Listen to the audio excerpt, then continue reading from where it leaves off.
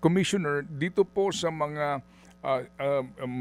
ebidensya na iniharap po nitong si Don Don, meron ho bang, kumamarapatin po ninyo, meron ba talagang siya ang nag-abot ng pera?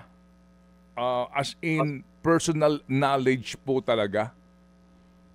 Opo, harap-harapan po niya sinabi yon ng makailang ulit, even Mhm. po kahapon, even po sa kanyang affidavit po dito, pwede po nating sabihin yon dahil public knowledge naman po na yon at Mm. paulit-ulit po siya nagsasabi nun. O ibig Siya sabihin po po daw ang talaga, opo, talagang siya daw klaro, po ang personal knowledge talaga. Ako ang nag-abot ng pera sa pulis na iyan, tinanggap niya yan, pumirma ng voucher.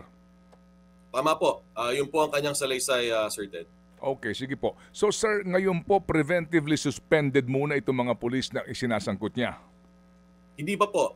Ngayon po, ini-evaluate po ang complaint affidavit po Mhm. ni alias Totoy, pati po yung mga affidavit po ng mga kasama po niya nag-file kahapon. Kapag ito po pumasa po sa initial evaluation ng ating Inspection, Monitoring and Investigation Service o IMIS, papasagutin po natin ang mga pulis na nandito as part of due process. Bibigyan natin sila ng 5 araw para Mhm. mag-submit na kanilang sagot o counter affidavit.